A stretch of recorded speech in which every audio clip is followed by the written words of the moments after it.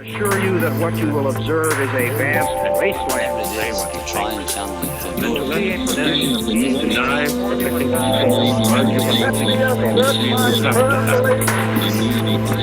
Free and uncorrupted communication.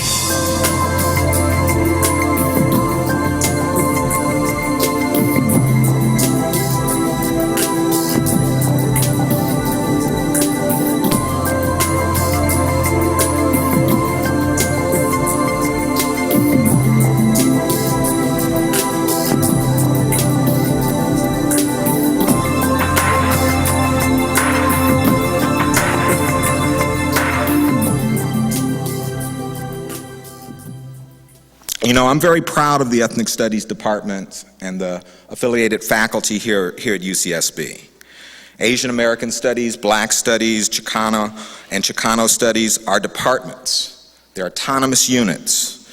They make decisions on who are hired, tenured, and promoted. They define what their field is about through the curriculum and research they develop and conduct. And they are some of the strongest scholars we have on campus here at UCSB and in our division. But most importantly, they have a history of and a continuing engagement with thinking across the individual disciplines and asking questions about the ways in which their communities are starting to intersect along social, economic, cultural, and geographic boundaries. Our scholars are highly attuned to the fact that the current social configuration of their own ethnic communities cannot be understood without viewing them through a multi-ethnic lens. The organizing theme of this conference, Multi-Ethnic Alliances, is both incompletely understood and an intellectual and social project. This conversation is about how we make that concept have some meaning both in the world of academia and as it plays out in the communities of which we are all a part. If we think of the history of the institutionalization of ethnic studies, we find ourselves in what I term the beginning of wave 4 of that history. Let me be a little bit of an armchair historian about our development. If we think about wave 1, we could imagine that as the mid-60s, when ethnic studies was the product of student unrest and a desire to have their experiences represented and their communities' issues institutionalized in the university. From Cornell University to Yale, from state universities to private, from Afro-American studies to Chicano studies, from Asian American studies to Native American studies. This was a period of struggle, and these fields were born of struggle and committed to liberation and community empowerment. Remember that. They were committed to liberation and community empowerment. Wave 2 was a long period. I call it the period of institutionalization. The struggle to get permanent positions, to tenure a cadre of faculty, to achieve scholarly recognition, to build strong programs.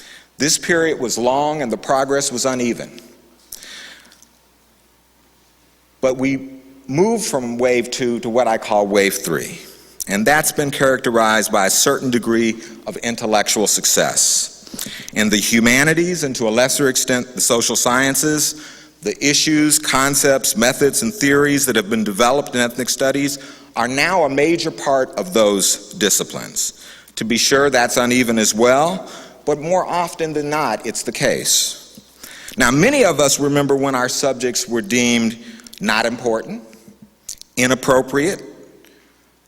You can't do that unless there's a white reference group you can compare it to. In many ways, you can imagine that this has been our greatest victory. We don't struggle with those issues nearly to the same degree as we have in the past.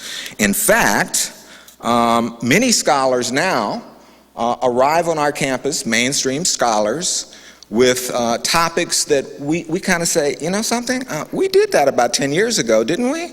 Didn't you write a book kind of like that? And they've kind of discovered what we have been doing. Sometimes they give us credit for it, sometimes they don't. But this is certainly a sign of a maturation in our field. But I would argue that in the process, some of us maybe have forgotten that our discipline was born of struggle and committed to empowerment of our communities. And that brings us to wave 4. And I think here we are living the beginning of that wave. And we have a number of questions to answer. Will we just continue to institutionalize our various disciplines through the writing of our books, the publishing of our articles, the creation of new knowledge? Of course we should, but is that all that we should be doing? How do we connect what we do to the everyday lives of our communities and constituencies? Claudine has pointed out that our communities are not doing uniformly well. There are very important challenges in those communities. And then there's the question of who are those communities? How have they changed? Do we even know who they are? Now, those are some strong kinds of accusations. Do we really know our communities? In our globalizing world, how have multi-ethnic alliances, the topic of our conversation, made the categories we use problematic? And what are the promises of exploring this in our work? And if we do, what does it mean for changing the way we do our work in order to adapt to this new order, if there is indeed a new order? Now, this conversation, I think, is a beginning to answering those types of questions. Now, every opportunity that brings together people of your stature, great minds, is pregnant with possibility. And I certainly look forward to what you have to say about these issues, and most importantly, to what we should do about them. For we really have an unfulfilled promise that we must keep to the students and early pioneers in our field who demanded that we not just be academics and departments, but we support the liberation and social uplift of our communities. This is our social justice goal that we must never forget. Thank you.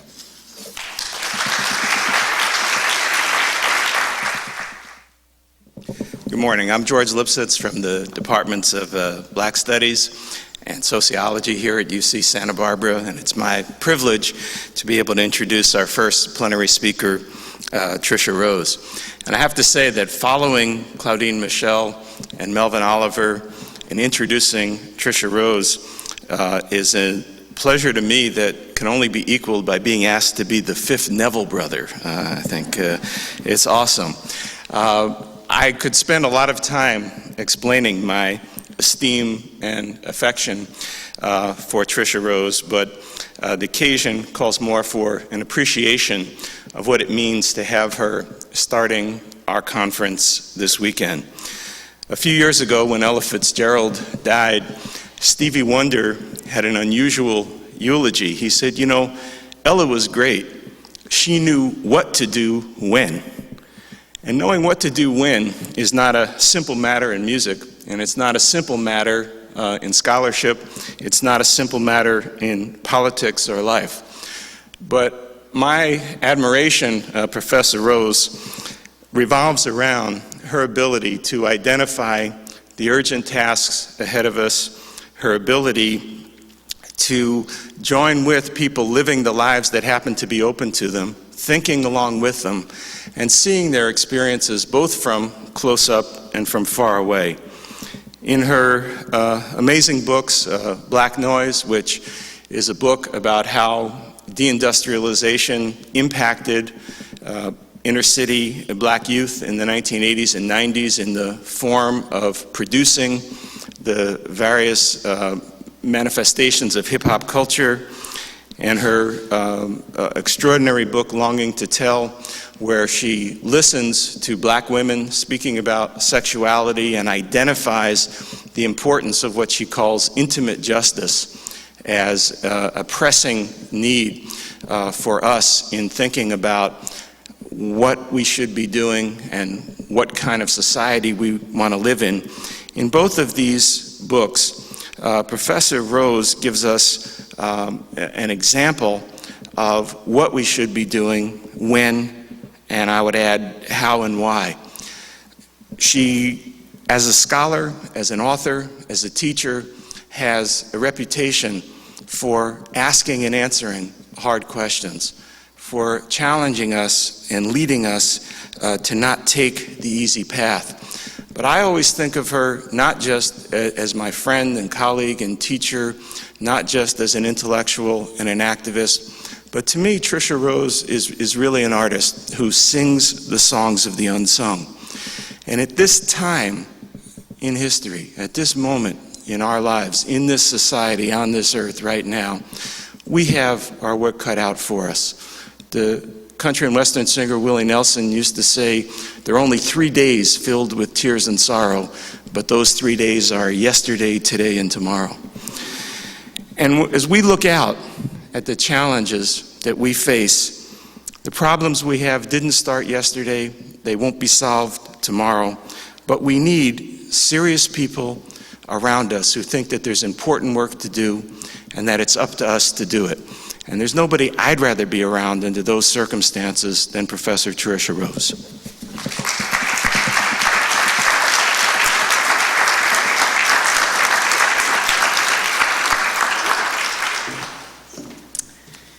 My goodness, a bit overwhelming, even for me, and I was the subject. How are you this morning? Good, good. I'm going to have to gather myself together, try not to burst into tears, which I'm not prone to do, so this is impressive. And see if I can move this equipment. I'm very honored to be here. This is an incredibly important idea, and I'm hoping that we can turn this into an opportunity that really lives on longer than the moment. This is a constant struggle, I think, in the Academy. We get together, we have a great idea one day, we have another great idea the next year, but the question is, how do we turn those ideas into something that can live on past our moment of engagement? And this is very hard to do. It's hard to do not just because we have a lot else to do, but because there are distinct pressures operating against us. So I want to contribute to that long-term possibility. And before I begin more formally, though, I really want to thank everyone who's organized this event, especially many friends and colleagues who I haven't seen for a long time, Claudine and Melvin and others, and of course my now lost colleague George Lipset. You all are very lucky, and it's a great honor to have been introduced by him that way. And I think, gee, if I could only do half of what he said, I'll be all right. I originally planned, when I was invited to this event, to talk about my own work and this new project on intimate justice. I thought at that point I was on a panel and I would be sharing work. When I discovered that I was giving the sort of first opening crack of dawn, as I call it, a plenary talk, I decided instead to really try to speak to what I think are the larger issues some of the larger issues that are shaping what these questions are about, and to see if it can be more of a kind of interior investigation about what we're up against in a few ways, and in a sense try to be inspirational about extending the energy of this event forward and in directions. And I'm hoping to push on some places that might ask some hard questions, or at least provoke maybe some more complicated conversations.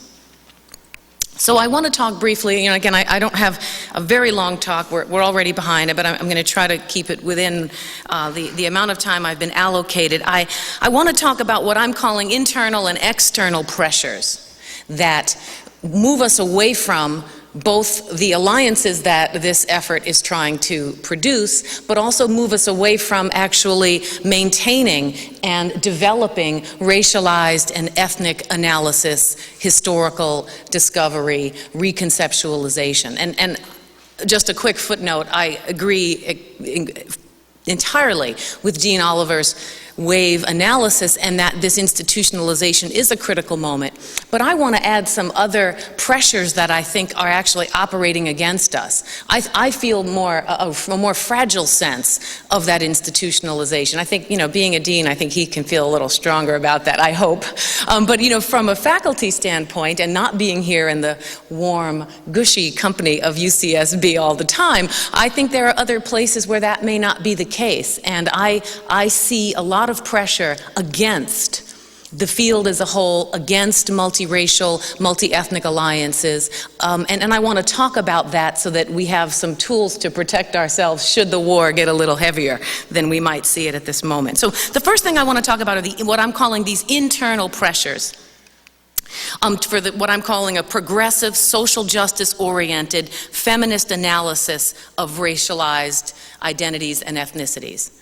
So, I want to say that again, a progressive, social justice-oriented, feminist version of ethnic and racial studies. Because, to say you just do ethnic studies doesn't guarantee all of that. So I want to make sure we have not an easy connection between a particular political orientation and a subject, that we actually claim a political position every time we name the subject. Otherwise, it can be moved. And you'll see from a brief example in a moment later why I'm concerned about that. So the critical need for this kind of work is pressured internally by a number of forces. One is the presumption that serious scholarship is somehow antithetical or in opposition to a kind of activist or politicized conception of knowledge.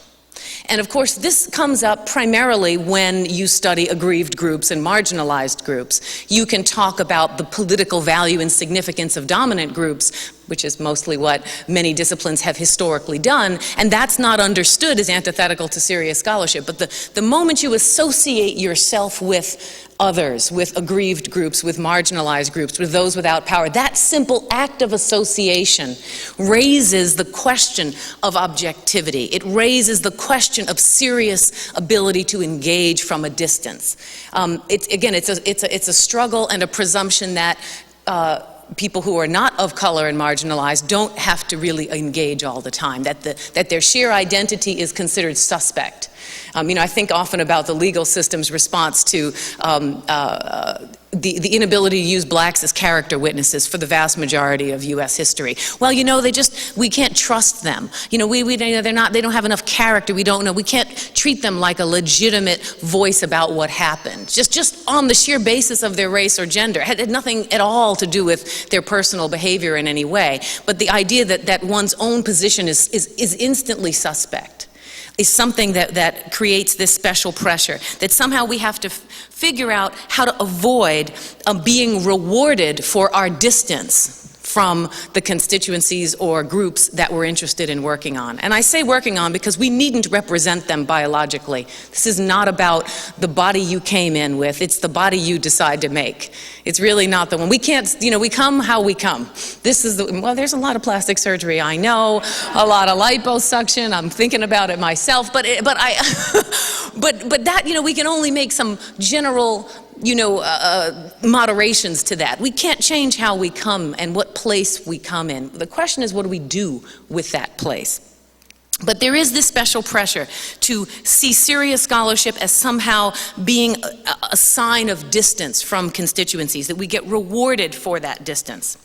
The second thing is a move in this moment on the left in general, but in a kind of reconfiguration or recentering of the U.S. in the world in a new way, which many people characterize as globalization in one form or another. But there's a move to the global that has a strand in it I want to identify that we be cautious about, because of course we want a global, multinational, transnational, perhaps even relational and non-national or post-national conception. But there is a kind of way that by focusing on race in the US or ethnicity in the US that we get accused of being provincial. That somehow focusing on African Americans, this is my subspecialty here, that somehow it's not really significant because it's not about people all over the world somehow. And that the people who get rewarded are those who study black people elsewhere.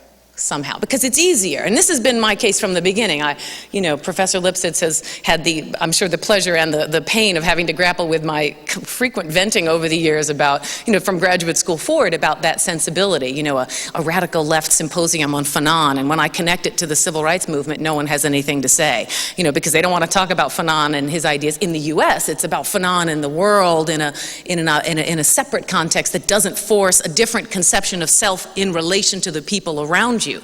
That's ugly hard work. That's painful. That means dealing with the people right in front of you. So this kind of provincialization of the ethnic and racial other in the U.S. is something I think we want to be very cautious about allowing to happen. That we should be pushed into comparative, relational, international, transnational work. That's a good thing, but not at the expense of talking about the struggles that we face here. These things are connected, but we haven't even begun to fully grapple with what is going on here. So we need to do both, and we don't want to be pressured away from that, to feel guilty about that.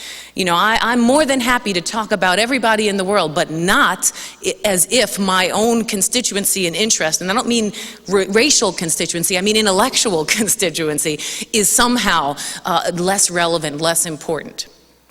This is happening this is a whole, not even in the talk, but this is happening at the level of admissions. I go give talks around the country and they'll say, we want you to talk about race or gender or whatever it is I'm supposed to be talking about. And I'll say, okay, great, well, can you send me your enrollment figures? I want to know the racial, gendered, international numbers. And so now I've begun to ask, I want to know race as foreign born and US born. Oh, and doesn't the picture change? We have a third. 30% of our students are non-white. Oh, that's really terrific. Okay, well, how many of those are born in the U.S.? And how many of them actually couldn't afford the tuition?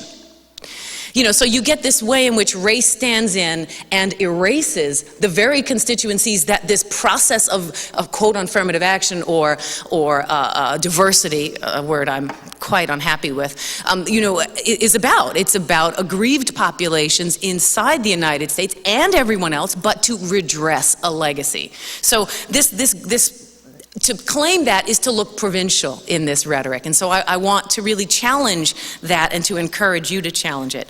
My third internal pressure has to do with the way in which a drive toward increasing and incredibly important sophistication in our theorizing, which is exceptionally important. I want to first say it's very important that we develop more complex, more subtle ways of understanding various operations of power across race, gender, sexual orientation, class, nation, religion. There are many vectors that need to be taken seriously here.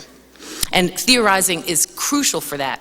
But there's a way in which this has resulted in a de-emphasis of what lived experience means. So that the more sophisticated your apparatus becomes, the farther away it becomes from the people who you think you're theorizing. So eventually what happens is the people are flawed because your theory is so darn perfect. Right? Your theory is just, look, well, I've got this fabulous theory, and if everybody would just follow this conception, we'd be free. Come on along. And so your average, everyday, ordinary person looks at this, if they can even figure out what the Sam hell you're talking about, and they say, that's great, but it has nothing to do with what I'm dealing with. And I can't get out of the space I'm in with that. The gap between this and that is more than a moat. So the question isn't only that we advance theoretical ideas, but that we use them in the service of enabling and making sense of the circumstances under which various people labor, grapple, and try to survive. That link has to be there, not necessarily toward one political agenda or another, but because in this context, to theorize in the interest of groups that are already under such duress, and to do it in a way that actually makes them more unintelligible, is actually an act of violence in my book. It's not a neutral activity. So there's this drive that we have to harness. I want to sort of say we have to harness this drive to theorize, not simply just embrace it and enable it severed from these various other questions.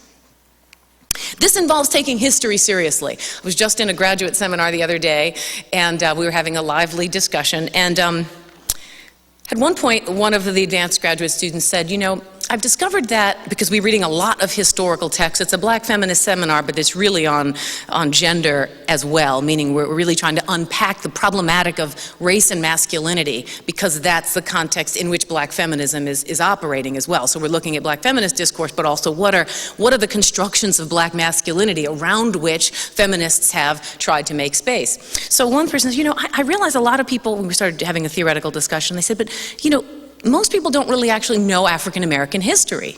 So I don't understand how they can theorize about the history they don't know. And this is sort of what's going on. You have advanced students in fields taking advanced seminars on race and have no idea of the history of the circumstances out of which people are coming.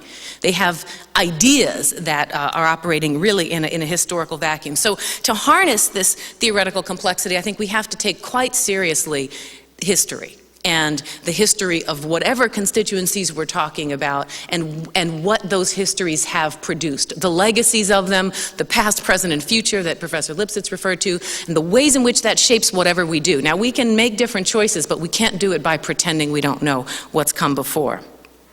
My fourth internal pressure is what I call the calcification of rhetorical devices. And that we sort of, we say what we said in 1968, we say it in 78. In 68, I wasn't born yet, but, no, I'm kidding. But, I'm just hoping, wishing. But, we take those generational languages and we repeat them with a slight twist in the interest of using collective memory and building what I call faux unity. So because it was in some moment a language of unity, we repeat it in the interest of memory and creating connections. Now, of course, we want collective memory, we want points of connection, but as we transform ourselves, as we discover the ways in which much race projects about race and race transformation, particularly in African American communities, was not only about freeing and transforming and creating social justice for Black people, but it was also about enabling often, not always, but often enabling the full embodiment of masculinity and patriarchal power for men. Those things were aligned. That if racial equality existed, we'd have fully patriarchally empowered Black men. Like, this is what we want. But there's a way in which, in a world as the one that's been made, that is an understandable goal if that's part of your potential power source. So the question becomes, how do you honor these legacies, stay open to the value and tradition and significance of what they've achieved, but not create a sort of calcified repetition that forces those who are inside of these social justice movements, who have been on the margins of those movements, forcing them back to the margins, forcing them to create the same level of internal critique, which stymies the movement as a whole. So we don't need, to sort of reassert a patriarchal structures to solve racialized problems. We need to challenge the terms of gender identity. This is just one example of how this plays itself out, and not necessarily repeat them. So we want a sense of collective interconnectedness that doesn't see cross-cutting issues as fragmentation. So, Kathy Cohen's really terrific work on AIDS in the Black community talks about the ways in which certain issues are considered cross-cutting, that they somehow slice against the grain, they deconstruct unity. And she said, that these cross-cutting issues are perceived to be sources of diffusal. They actually destroy the connections. And I'd like to revise that to see them more like rebarb. If you're doing some construction, right, you need cross-cutting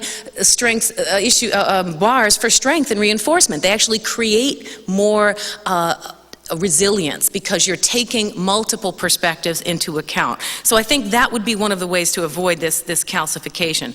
Fifth is that we have to be very cautious about the sort of slippery slope from analysis, scholarly work, and recognition and focus on race and ethnicity, the slippery slope from that into a kind of celebration of heritage.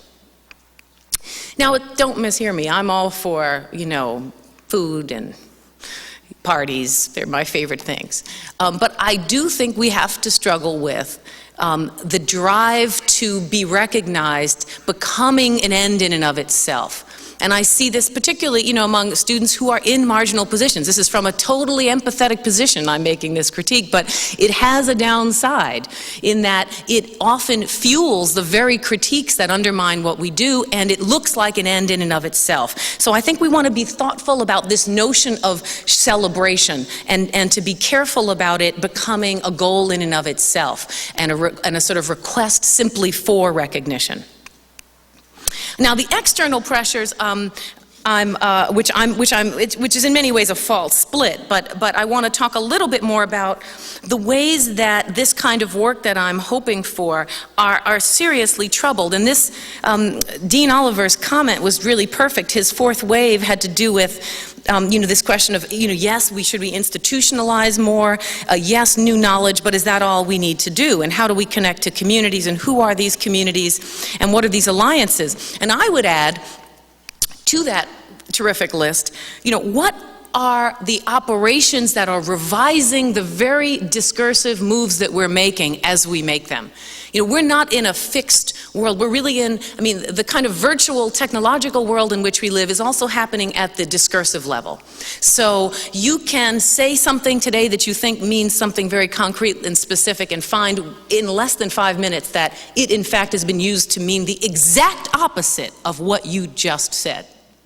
So when I was preparing this talk, I decided I was going to talk about one of the pressures that we're under around this idea of the new racism, that, we have a kind of racism that's post-civil rights that takes the presumption of a language of racial equality for granted. So we have to convince people now that while the rhetoric has shifted, the practices have not actually shifted all that far. And that's a different political context to work in. That's a different intellectual context to work in. So as I'm doing that, I said, well, let me do a Google search on the new racism. And this was the most depressing 20 minutes I've spent in a long time. Why? Because I put in new racism. I pressed return. And the first 5 entries under Google were right-wing claims that the new racism is what? Multiculturalism itself. That multiculturalism and diversity is the new racism. So for a minute I thought, okay, wait, maybe I typed in something else. So I looked back up at my Google bar and I'm like, okay, I typed in the new racism. And the first item on the list is an article by Michael Berliner from the Ayn Rand Institute, and it's on a web magazine called Capitalism. I'll let you sort that out in your mind. Just Capitalism magazine. Okay, I'll just leave that alone because my time's running out. But anyway, so what's the name of the article? Diversity and Multiculturalism, the New Racism. Is ethnic diversity an absolute essential of a college education? No. Such diversity is in fact the road to destruction for college education. Ethnic diversity is merely racism in a politically correct disguise. Advocates of diversity, which is every time they use the word it's in quotes, are true racists in the basic meaning of the term. They see the world through colored lenses, colored by race and gender. Now, this is a very important context for the work that we do. There's a political world that I think many scholars like to think is sort of out there and we're in here and this is a nice safe place and we're all talking about ideas. But there's been a tremendous effort in the public political realm to focus on higher education as the next battlefield in the shift around determining what kinds of conversations can be had about race, about gender, about sexuality. And higher education is under siege in that regard. What we do is highly politicized, whether we want to see it that way or not. So this rhetoric of colorblindness, without advocating structural equality in any way, is the sort of the means by which an invisibility of white privilege and the power it yields is maintained. So this context this is a new way of responding. You can't say that you want racial inequality. What you say is the way to racial equality is to not talk about race or inequality and to imagine that we've arrived somewhere we haven't yet arrived. And that by speaking in that that context, and by demanding that context, you actually produce equality. But as I was saying this morning when I was talking to my husband, I said it's kind of like living in an apartment filled with trash, garbage, clothes on the floor, food all out on the ground, and then just saying, well, this is a really clean apartment. It's completely clean. This apartment is flawless. And eventually, if you say it long enough, it'll be true. Well, I don't think so. Not in the world I live. There's no way you're going to make that so. So this kind of color blindness as an effort to avoid where we are, to not confront reality, to do, as I say, to act as if, is not just a utopian hope. It is an act of violence, and it refuses the reality of the people involved. It inflicts further injury, and it actually takes a very important pivotal moment in the transformation of identities and politics. It takes a moment that we have been responsible for producing, and that is when we say to various students of various backgrounds, including those who we would associate with structures of power across many categories, we say, look, this is the history. Now, we can change that in the future. You're not personally responsible for it. I often have my students say an anthem, it's like, I'm not personally, individually responsible for every horrible thing that's happened, but I am responsible for figuring out how to make it not happen anymore. So it's like, it's not about guilt about the past. It's about what are you going to do in the future. So in this moment of recognition that, oh my gosh, things aren't what I've been told they were, gets turned into a mechanism for looking as if one is in fact transcending the problem toward the final end, which is that color and race doesn't matter. And so it steps over and obviously moves in the opposite direction, but it looks as if it's an idealized kind of post-racist consciousness.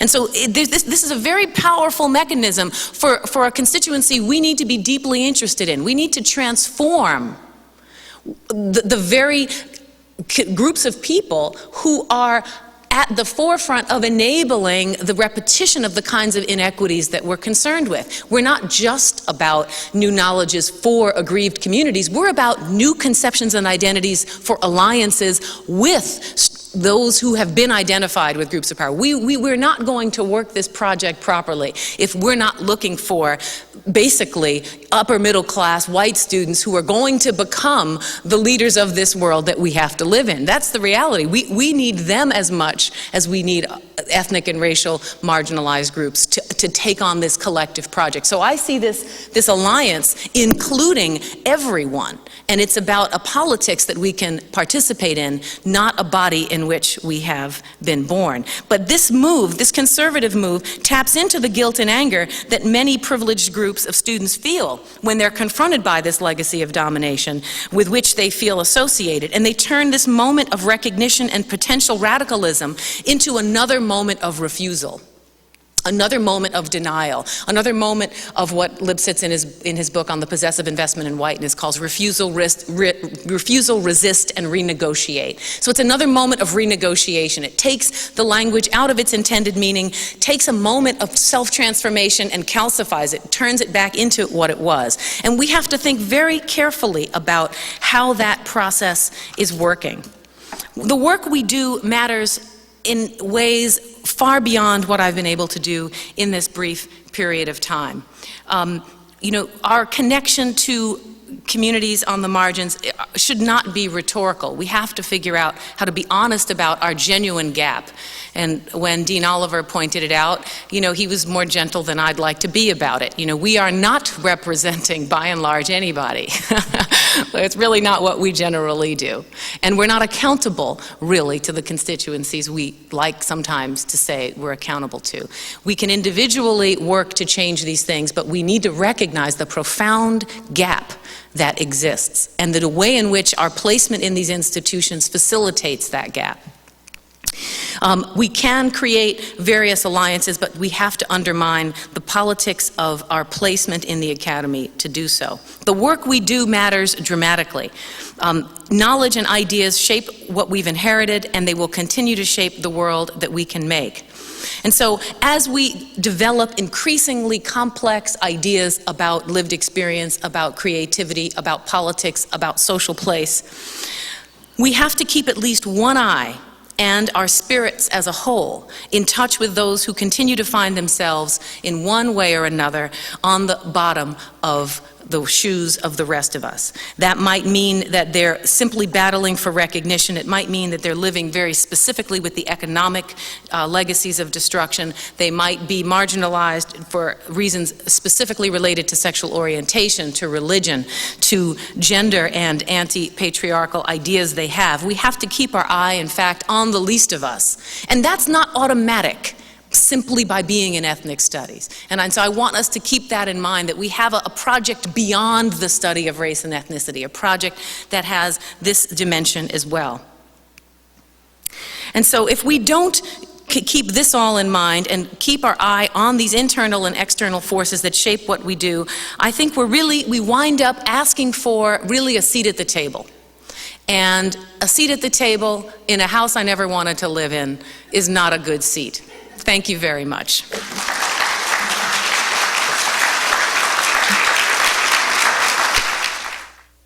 It is a great honor to introduce today's plenary speaker, Professor Viet Nguyen, from the Department of English and the Department of American Studies and Ethnicity at the University of Southern California. Professor Nguyen was born in Vietnam and spent the early years of his childhood in Bông Mai Tho, a small village known for its coffee. He and his parents came to the United States at the end of the Vietnam War. Although teaching at the University of Southern California, Professor Nguyen is a product of our UC system. Graduated with a BA and a PhD from UC Berkeley. He is the author of Race and Resistance, Literature and Politics in Asian America, and is currently working on a new book, Memories of the Bad War, Vietnam in the Global Imagination. He is also working on a collection of short fiction. On behalf of the steering committee, I want to thank Professor Nguyen for accepting our last-minute invitation. We are indeed fortunate to have him to speak here to us today. Let's welcome Professor Nguyen.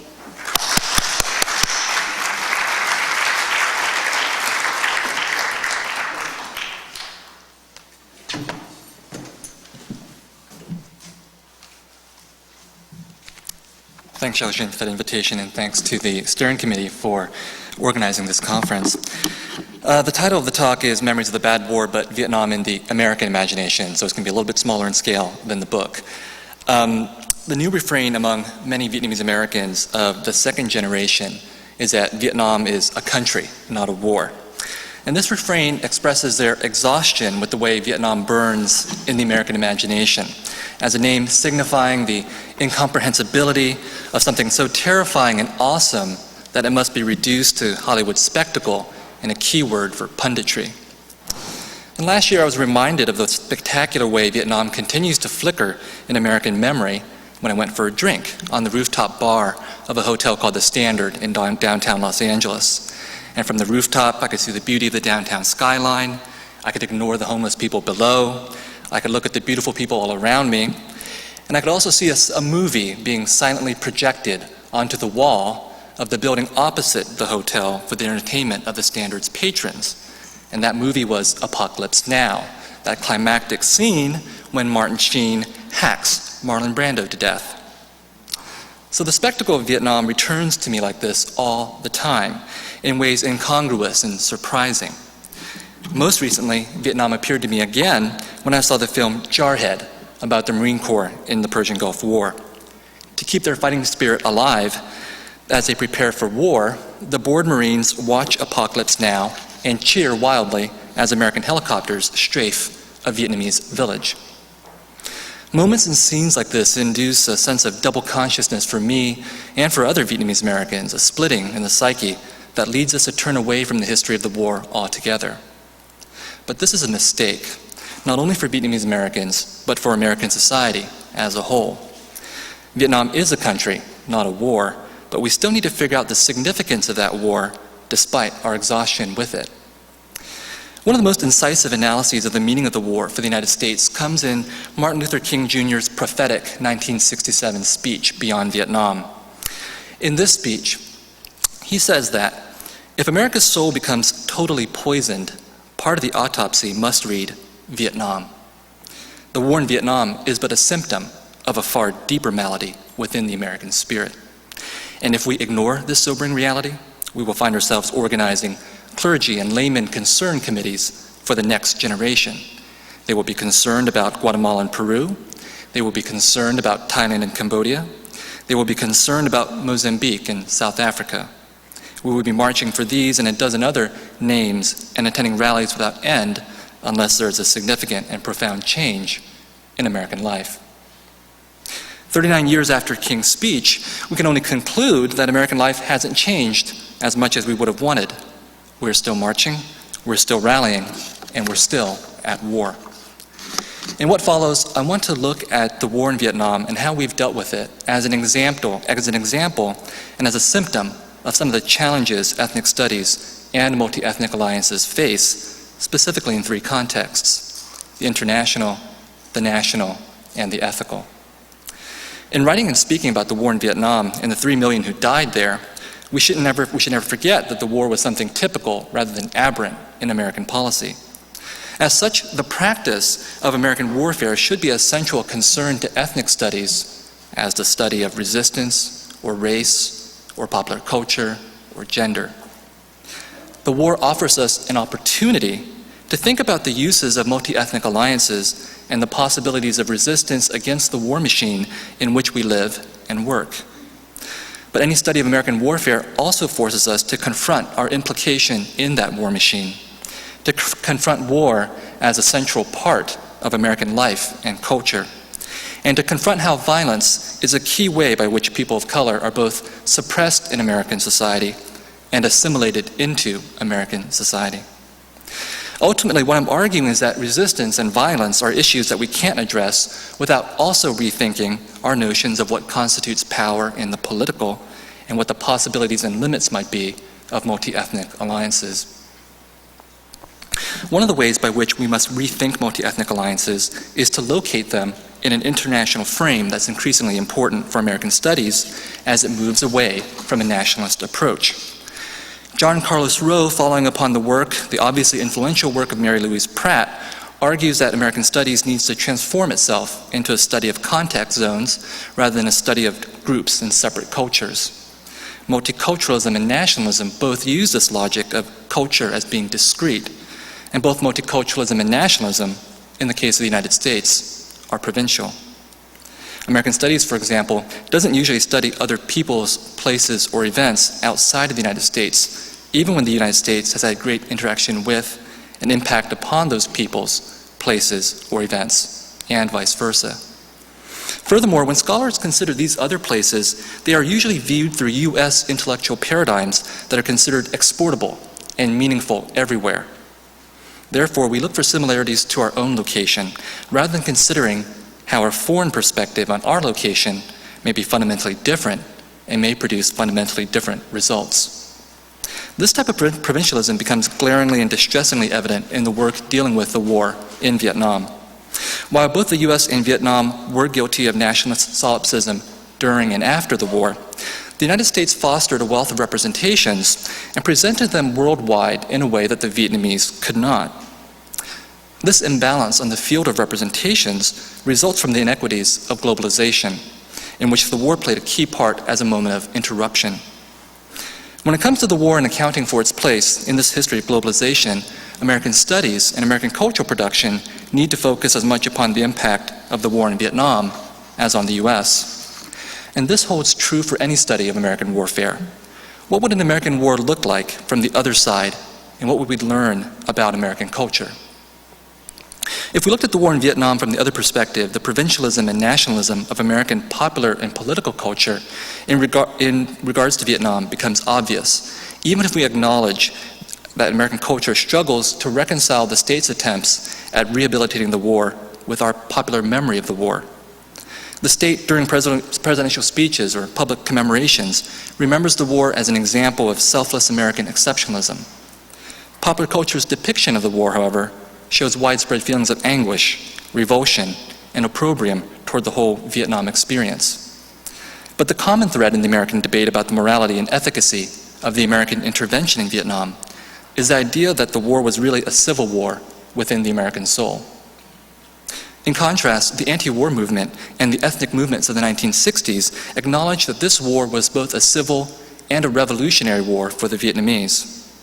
During the war in Vietnam, the anti-war movement and the ethnic movement's critique of American imperialism and their critique of domestic racism was international. The anti-war movement and the ethnic movements allied themselves, at least symbolically, with the Vietnamese communist struggle against the American occupation of Vietnam. In that case, these movements' support of a communist revolution outside US borders aligned with a critique of the United States. The anti-war movement and ethnic movements acknowledged that the damage done by the war in human, material, and environmental terms was much more grave for Vietnam than for the United States. These movements demanded that we confront the lie inherent in Jimmy Carter's depiction of the war as one in which both sides engaged in a mutual and equal destruction. If we think of the scope of the dead, 58,000 Americans and 3 million Vietnamese, we know this depiction can't be true. In the most terrible consequence of American intervention, 2 million Cambodians, or almost a third of the Cambodian population, died during Pol Pot's genocide of his own people, made possible by the destabilization of Cambodian society due to American bombing and invasion of Cambodia. The anti-war movement and the ethnic movements of the 1960s have passed on to us a valuable legacy of memory, but this legacy is limited in coping with the consequences of the war in Vietnam. In the case of ethnic studies, the commitment to overcoming solipsism and recognizing the other is already evident, built into the idea of multi-ethnic alliances as a necessary part of progressive struggle. But that legacy of memory also romanticizes the Vietnamese Revolution and refuses to confront the outcome of the revolution in the creation of a communist state. The negative consequences of the communist assumption of power include the racist and economic persecution of ethnic Chinese, the religious and economic persecution of Vietnamese Catholics, the marginalization of Vietnam's 50 ethnic minorities, the long-term imprisonment and torture of southern Vietnamese government officials, military veterans, and anyone else the communist government considered undesirable and subversive, including prostitutes and people who attempted to flee the country, and the ongoing contradiction between the state's socialist ideology and its capitalist practice, which manifests itself today in widespread corruption and conditions of economic inequality as drastic as those of the United States. In short, while Vietnamese communism was heroic in the struggle against American imperialism, it's been less than heroic in its control of the nation state. Inasmuch as it's necessary for us to remember the successes of the revolution in defeating American aggression and inspiring revolutionary and resistance movements around the world, why is it necessary for us to remember the failures of the revolution after it comes to power? For the American left, for ethnic studies, for multi-ethnic alliances, remembering what happened in Vietnam after the war and acknowledging what the Vietnamese winners inflicted upon the losers is important for at least 2 reasons. One is the recognition that war doesn't have a beginning and an end easily defined by declarations of war and of ceasefire. Rather, wars are conflagrations ignited from the tinder of ideologies and beliefs about culture, religion, economics, and politics. Furthermore, wars have home fronts and they have afterlives. In the same way that ethnic studies and multi-ethnic alliances work to build bridges and connections between seemingly disparate populations and issues, so must any study of the war link war to the societies that make war happen and to the societies produced from war. The second reason to remember the failures of the revolution is that the American left's concern with revolution as resistance against oppression needs to extend also to the equally difficult task, but much less glamorous one, of revolution as reconstruction. And what Vietnam teaches us is that the future, in one sense, has already happened elsewhere, and it offers us lessons. And that one lesson is that if we must perform an autopsy on the dead body of the Vietnamese Revolution, then in that autopsy must be read signs of corruption by power. Ethnic studies and the multi-ethnic alliances it encourages are primarily concerned with the use and abuse of power domestically, especially as that abuse is directed against minorities and the subordinated. During the war in Vietnam, resistance against domestic American power took on an international cast by allying with Vietnamese communism in its critique of American imperialism. But in the post-war era, when such an alignment and alliance isn't possible, it's still necessary to locate our critique of power in an international context. We must also address the use and abuse of power in the nations of origin from which the subordinated come or feel allied with. If once revolutionary nations become oppressive themselves, then ethnic studies and multi-ethnic alliances in an international frame should be actively critical of them. The justifying principle for ethnic studies and multi-ethnic alliances is a commitment to justice in all its varieties, not only injustice in the United States or injustice committed by the United States. This means then that even former revolutionary allies aren't exempt from the critical gaze of ethnic studies and its multi-ethnic alliances. My presupposition so far has been that multi-ethnic alliances are inherently or intentionally progressive. But is this actually always the case? Turning from the international frame to a national one, we can look at the figure of the American soldier to address the problem of what Martin Luther King Jr. in that same speech called the brutal solidarity between white and black soldiers during the war in Vietnam. George Mariscal's book, Aztlan in Vietnam, acknowledges the capacity of soldiers of color to commit atrocities, but also argues that this brutal solidarity between men can be, in his words, a preliminary model for group solidarity with important potential for progressive political agendas. Mariscal's work on Chicano soldiers sensitively points to the cultural, economic, and political conditions that encouraged Chicano military participation and limited their draft resistance. His work traces the ambivalence some Chicano soldiers felt during Vietnam.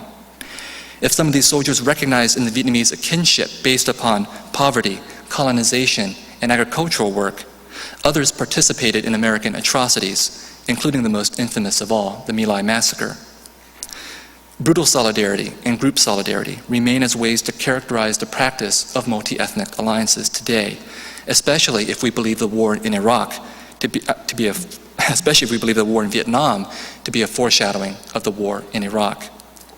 The post-Vietnam War recuperation of the American soldier's reputation, from baby killer to belated hero, has been crucial to the American war effort in the Persian Gulf War and then in Iraq. The new credo among liberal patriots is that we should oppose the war in Iraq but support the troops. This credo is as contradictory as if, after the Rodney King beating, we would have called for opposing the LAPD but supporting the police officers. This contradictory stance is encouraged by official and popular depictions of the American army in Vietnam and in Iraq as being a multi-ethnic alliance. If we oppose the war in Iraq, we must question the American military's co-optation of race as a way of building solidarity with a multicultural American nation. We must also ask whether it's time to remind ourselves of King's argument that the American military in its overseas ventures is characterized by a brutal solidarity. And lastly, we must ask whether it's possible to oppose a war we consider to be unjust and yet support the multicultural troops who are voluntarily carrying out that war. The Vietnam Veterans Memorial is central to this recuperation of the American veteran. And one portion of the memorial is Maya Lin's wall, where she engraves 58,000 names of the American dead upon walls of black granite. So you just have to imagine it. There's this black wall and 58,000 names. And her wall is a central icon in the act of American mourning over its dead. Lin's memorial is, in her words, a neutral ground in history for contemplation. Perhaps it's no coincidence that Lin, an Asian American woman, is the architect of a memorial known for its ability to mediate and to reconcile. Lin has discussed her own position as that of the third-person observer, detached, distant, striving for balance, a point of view she credits to being Asian American.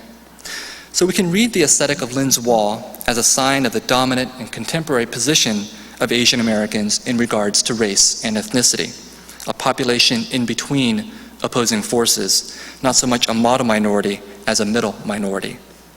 And as a middle minority, Asian Americans or their works may sometimes blend seamlessly into the American consciousness, as happens here in Lin's Wall and its effect upon American memory. James Young argues that monuments allow us to divest ourselves of the obligation to remember. In shouldering the memory work, he says, monuments may relieve viewers of their memory burden. And so I'll just catch up here with the images, and you can see the two walls in a V shape with the 58,000 names of the dead. And what the wall obviously encourages is people to see the reflection in the wall, to identify with the names, and to touch the wall. So as viewers come and visit the wall and see these names, what is remembered and what is forgotten? For Americans, the wall's dark mirror compels identification with other Americans and oneself. In the discourse around the memorial, Americans remember the American veteran as the nation's other. Defined by what Lin calls the power of a name, the wall cannot memorialize or remember the most important other to the American nation in the context of that war, namely the Vietnamese. But some veterans felt that Lin's wall didn't sufficiently commemorate the American soldier. These critics argued that the wall was a gash and a scar, a design dishonoring the patriotism of dead Americans. So as a result, competing sculptures were commissioned of American nurses and American servicemen, and these too are a part of the Vietnam Veterans Memorial. In this image of Frederick Hart's three servicemen, we have a rendition of group solidarity between white, black, and Latino. But if the absence of Vietnamese names haunts Maya Lin's wall, the absence of Vietnamese bodies haunts the three servicemen. The harmony of their group solidarity is made possible only by the erasure of their brutal solidarity. The three servicemen are a multi-ethnic alliance, although more of a populist kind than the progressive kind favored by ethnic studies. Likewise, the Vietnam War Memorial of Westminster, California, also presents us with an image of a multi-ethnic alliance whose message of solidarity is politically complex. Located on All-American Way, the memorial is the first of its kind, commemorating both American veterans and South Vietnamese veterans.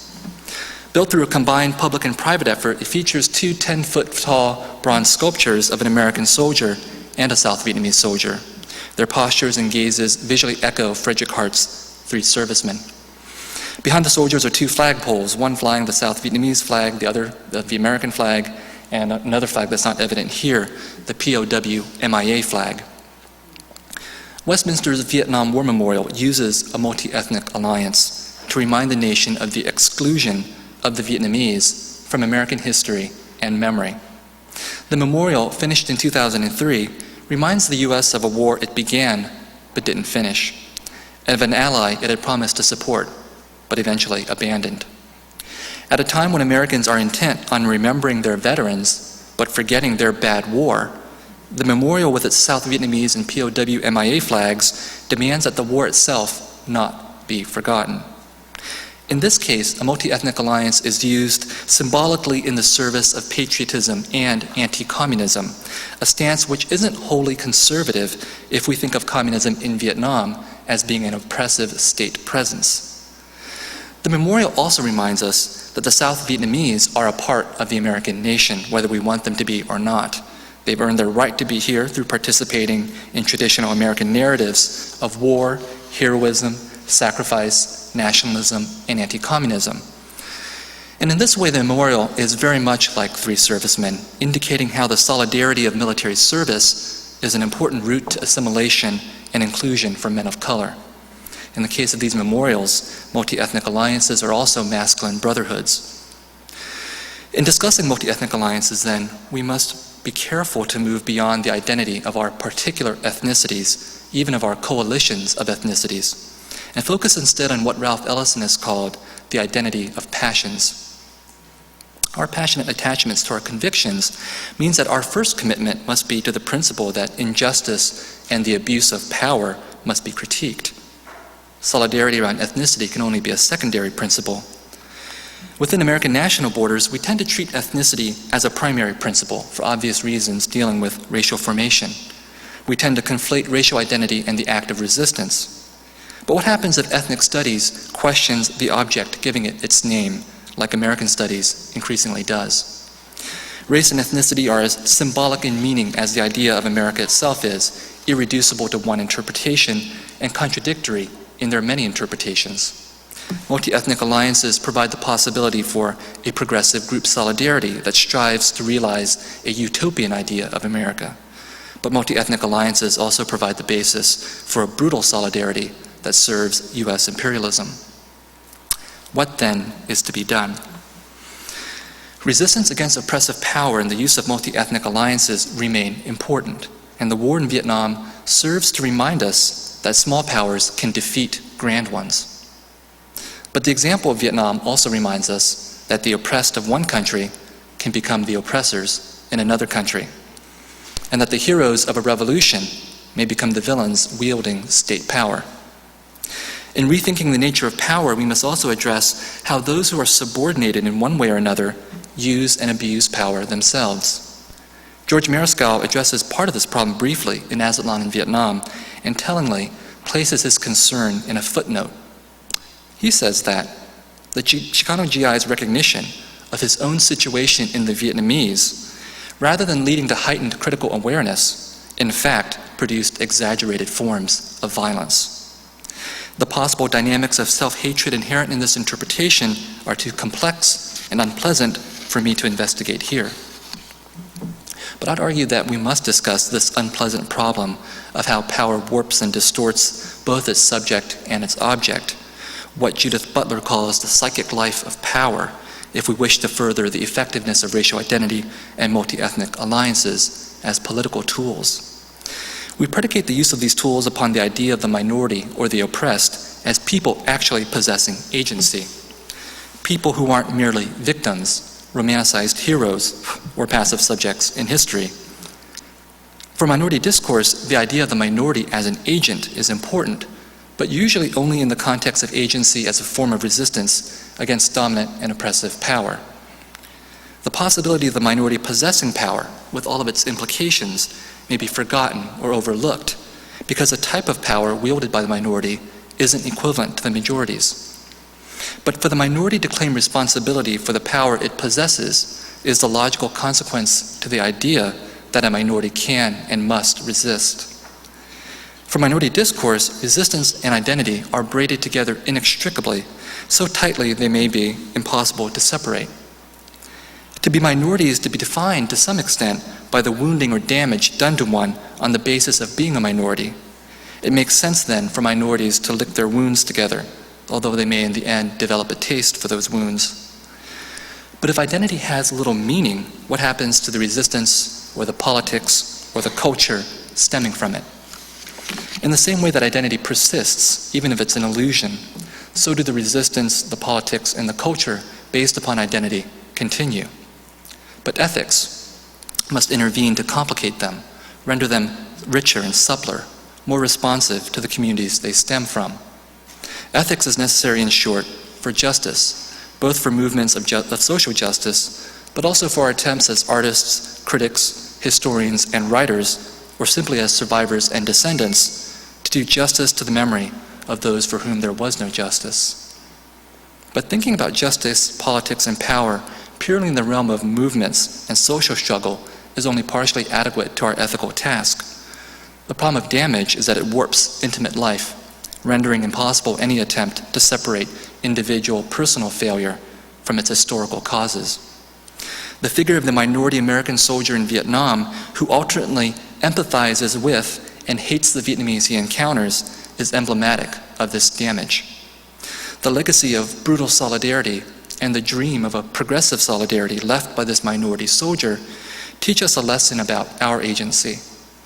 People of color in the United States are not only victims, but victimizers as well. For people of color, it's crucial to identify with the victimizer as much as the victim. We must embrace a problematic agency that rejects the comforts of victimization and ethically acknowledges our capacity to do harm, a capacity due to the consequence of holding power and struggling for power. Only in this way can we claim a viable politics and espouse a credible demand for justice. As Susan Sontag says, it is intolerable to have one's own suffering twinned with anybody else's. But as she suggests, this is precisely what must be tolerated: the recognition that our pain isn't unique, a recognition implying its opposite, that we too can inflict pain since we have no special claim upon suffering. Minority discourse's version of ethics must be one that cultivates in us, as Rajini Srikanth says, the appreciation of traumas other than one's own. And so far as minority discourse can have an ethics, this is it. The claim to suffering and pain as signs of historical injustice must be met immediately with the recognition of the other that one has surely wronged. So far as minority discourse's right to existence is based upon the idea of doing justice, a right granted to it by the damage inflicted upon minorities by the majority, then minority discourse's politics must be guided by this ethical concern. While political movements and multi-ethnic alliances do not need ethics to be successful, they do need ethics to be just. The other side of the war in Vietnam demonstrates this difference between victory and justice. The experiences of Vietnam under communist rule raised troubling questions for those of us concerned with the radical politics of movements for justice based upon identity or ideology. How do we as survivors, witnesses, or participants do justice both to the demands of radical movements and their human costs? How do we mourn for the dead, the missing, and the lost, including those who are among our enemies, or those for whose absence we bear some responsibility? How can we anticipate the almost inevitable ethical failures of the political movements with which we may be involved? Must we prophesize the dark side of our utopian imagination, and must we see ourselves capable of brutality and betrayal, both on the historical and the personal scale? I believe so. And to paraphrase Maxine Hong Kingston, our obligation is to report crimes, but not only the ones done to ourselves. Even as we must tell upon the acts of others, we must also tell upon ourselves. Thank you. I'm in that position you never want to be in life. I'm standing between a room full of scholars and their supper. And this is not the time for one more talk. And it wouldn't be appropriate, because just as jazz has no final chord, ethnic studies conversations have no last word. That's their strength. That's the power that we have. And we have no last word literally because of tomorrow morning's sessions in 3711 South Hall, where 8 really brilliant scholars who are just in the early stages of their projects are going to be reporting on them, but also because the important thing about what's been said in this room over the last 2 days can't be seen in retrospect. It really can only be seen in the way that it reverberates in our work in the days and months and years ahead. But in the sense of being a kind of recording secretary or a kind of echo of what's gone on, I think it's worthwhile to look back and to savor the value of 3 extraordinary keynote addresses, 20 heartfelt and serious presentations, which are just the surface manifestations of deeper work that's going on through the extended networks that we represent in this room. I've rarely been at a scholarly meeting where there were so many references to links to artists, to activists, to intellectuals of all sorts. And that's an important thing to have happen. The musicologist Rob Walzer says scholars are always looking for microphones when what they really need are hearing aids. And in this group, we have some very good listeners. As I was listening to your talks, I was thinking of the words that Rufus Thomas uttered when he recorded The Funky Chicken in 1973. And I cite this because I want to respond to those people who think ethnic studies scholars should cite the classics more. In this particular moment, Rufus Thomas's recording, Steve Cropper, Duck Dunn, Booker T. Jones are playing, the Memphis horns are coming in, and Rufus Thomas dances up to the microphone and he says, "Ooh, I feel so unnecessary." And he didn't mean it in a bad sense. He meant that when you feel necessary, there's something you have to do. There's something you ought to do. And I think ethnic studies scholars feel like that 10 times a day. Student tells you something that happened in their dorm. You see something on television. The people who clean up your office pull you aside and put the word to you. And you feel this sense of obligation. And it's hard because sometimes you feel you have to shoulder this alone. But I think what we've seen over the last few days is that we can feel unnecessary because no one person can do all the necessary things. No one person should do all the necessary things. But together, as part of a larger project, we can do what has to be done. We can understand what place we've come to. We can understand, as so many speakers asked us to understand, what time is it? Because we're trying to prepare ourselves for battles, for challenges, for work whose exact contours we don't know. We have to be in shape to do the things we need to do down the road, even though we don't know exactly what those things are going to be. Now, of course, there's always differences of opinion about what it means to be in shape. The basketball player Charles Barkley always resented it when sports writers said he wasn't in shape to play basketball because, according to Barkley, round was also a shape. But Barkley proved there isn't one way to play basketball. He was 6'4" and played power forward. He didn't have the body that people thought basketball players should have. But he knew there wasn't one way to go about things. And I think if there's one enduring message from both our similarities and our differences, is that there isn't one way to teach. There isn't one way to study. There isn't one way to be an activist. And we wouldn't be better off if we came to an agreement that there is one way. We're stronger because of these differences that we have. But we've come to a particular place that is both a new and dangerous crossroad, but also it's the place we've always been. In our world at this time, sadness and fear and anger and grief are understandable emotions. This is a time of almost unbearable inequality and injustice. This is a time when a war that our leaders tell us will last far beyond our lifetimes has already taken too many lives. This is a time when armed vigilantes roam the border in order to bully and oppress the people they depend on to pick their crops, to landscape their grounds, to build and clean their houses, and to take care of their children. And they get a favored treatment in this society as if this is a legitimate political stance.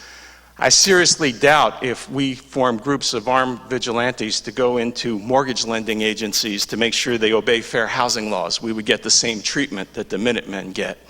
If we went into suburban subdivisions and made sure that domestic workers were paid the minimum wage, that fidelity to the law would not be treated in the way that the Minutemen are treated. Even their publicity gets amplified. The day after, millions of people were in the streets demonstrating for amnesty, for dignity. I was watching television and the headline said, "Backlash against immigrant protests." And the story was about 3 cars of Minutemen in a caravan going from Costa Mesa, California, that center of social rest, to Washington, D.C. 8 Minutemen, not even a quarter of an hour, not even 10 minutes together, get treated in the same breath as if they're the same as millions of people in the streets. And of course, we shouldn't be surprised by this, because more than anybody, the readings and the writings of people in this room have prepared us to understand why we live in a time of calculated cruelty, of mass-mediated meanness, of cynical sensationalism in our popular culture and in our political system. My friend Ivory Perry used to say that being for social justice was like being in love with somebody who's not in love with you. You can see how things work out, and you're telling them it's going to work out, but all you get is resistance day in and day out. And Ivory used to say it's an unfair fight because you're outspent, you're outnumbered, you're outgunned. Mr. Perry made it a point never to be outworked. And I think that we have that opportunity as well. This is what we came to do. This is where we want to be.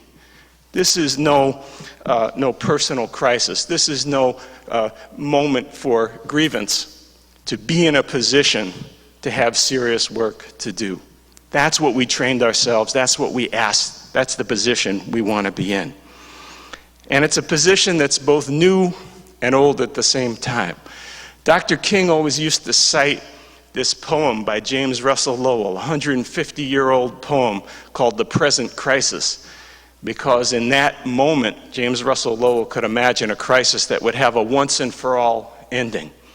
Walter Benjamin tells us that what's a crisis for people like James Russell Lowell is the ordinary condition of life for most of the people in the world most of the time. And in that poem, The Present Crisis, Lowell says, truth forever on the scaffold, wrong forever on the throne. Dr. King said that over and over again, truth forever on the scaffold, wrong forever on the throne. Yet that scaffold sways the future, and behind the dim unknown standeth God within the shadow, keeping watch above his own.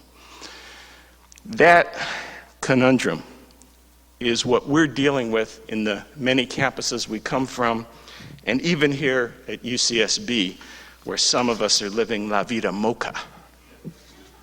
On this campus, it's not as if there aren't people of color, but of course they're sweeping floors and guarding gates and serving food. And who they are, how they got here, what they know, is absent often from our discourses.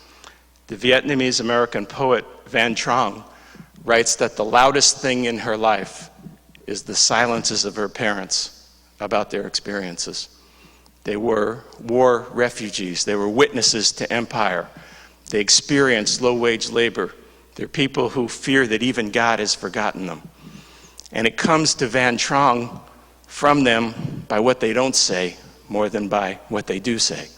And so when we listen, we've got to be listeners not only for what's said, but what's unsaid. We have to not only go into the library for the truths that are documented in both senses of the word, but also not only those undocumented people, but the undocumented truths that they represent. Tricia Rose told us that what's important is not the body you come in, but the body of work you participate in, that the work you do speaks for you. Toni Cade Bambara used to talk about that work in wonderful ways. She said it's the work of walking upright and seeing clearly, the work of breathing easily and thinking clearly, the work of being better than we've been programmed to believe we can be, the work of helping a neighbor experience the best of himself or herself. And Bambara goes on to say this is hard work to do. It's easy, she says, to become accustomed to being unwhole and unwell, to live with complaints, to cooperate with grief, and to become an accomplice in self-ambush. And I think all of us know those feelings. In some ways, your misery becomes how you recognize yourself. And yet there's a joyful connection that can be made that we've got a glimpse of over these past few days. Nelson Maldonado Torres talked about what it would be like to teach Samuel P. Huntington one word of Spanish. I actually think Huntington should learn the whole Spanish language, because then he could be bi-ignorant, you know. And he could perhaps see what he had to learn from those epistemic coyotes and epistemic banditos that Nelson told us about. He might be able to hear the interplay between the scream and the song that João Costa Vargas related to us about Abbey Lincoln and Max Roach. He could understand that the battle going on is not between Anglo-Protestant conformity and despicable others, but between, as Howie Winant said, a racial despotism and the democratic self-activity of the masses.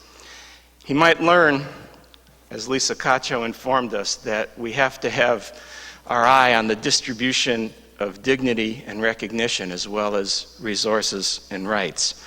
He might understand why with Diane Fujino we want to create institutional support for social justice work. And along with Nadège Clitange, he could understand why we're constantly asking what time it is. He would respond to the human rights issues that Rosalinda Fregoso and Viet Nguyen bring to our attention, the importance of moving beyond what Dr. King called an equal right to do wrong, or what Vincent Harding calls the struggle to desegregate the ranks of pain inflictors in this world. We're about something else, some broader vision. All around this nation and all around this world today, people with far less power, far fewer resources, much less legitimacy than we have, are stepping up and standing up and speaking up. And we shouldn't be so accustomed to our minority status to not recognize the powerful changes that are going on in the world at this moment. People are standing up because they have their backs up. And it's a good thing, because Dr. King used to say, your oppressor can only ride your back when it's bent. So this kind of moment when millions of people, not just in the streets as part of the immigrant movement, but them too, because they've done something amazing. They have made an irreversible assertion of the U.S. as a multinational, multiracial, and multilingual nation. They have broken the monopoly of national security as the only frame for political discussion in this country. But they are not alone. The grassroots mobilizations that Clyde Woods always calls our attention to around Katrina, demanding the right to return, the right to rebuild, and the right for once to have black humanity treated with as much respect as white property, is an important part of this moment. The Asian immigrant women advocates and the Bus Riders Union in California, the Health and Environmental Justice Coalition against lead poisoning in St. Louis, and local movements for environmental justice, fair housing, and educational equity all around the U.S. have a new vitality to them, a new sting. When you talk to them, you hear a new confidence and a new ambition in their activities. Around the world, the Gabriella Network and the Okinawan Women Act Against Military Violence are engaged in an act of critical disclosure about what empire and global capitalism mean. The EZLN and indigenous groups like the YU Women's Web in Venezuela are fashioning futures for themselves far different from the ones designed for them by the transnational architects of neoliberalism, free trade, by the evisceration of social services and the social wage.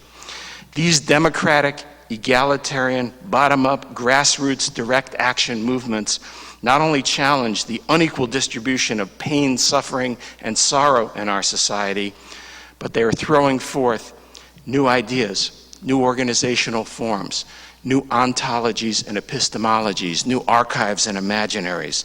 They generate new ways of knowing and new ways of being. They move us off the defensive and away from being the mirror opposite of our oppressors. And they remind us, as the great Oneida poet Roberta Hill writes in talking about how white supremacy and anti-Indian violence actually occupied too much of her time as she was growing up, because she said, I had to learn that their fear of the dark is not my identity. What's going on around the world today has all the worrisome and troubling problems that John Park and others have identified. We are split and divided in many ways, including by our frailties as humans. There's no mystical or magical unity that's going to come easily to our efforts. And in fact, we're starting to see that that's a good thing, that we can have more weapons for the fight. We see power from more optics when we're temporarily divided. And when we come together with full knowledge of the limits of those alliances. As our colleague Cedric Robinson always reminds us, our only loyalty is to a morally just world. The work you do speaks for you. This is the place we've come to. It's the place we've asked to be. And like those millions of people out in the streets, we're here and we're not going away. Aquí estamos y no nos vamos. Thank you.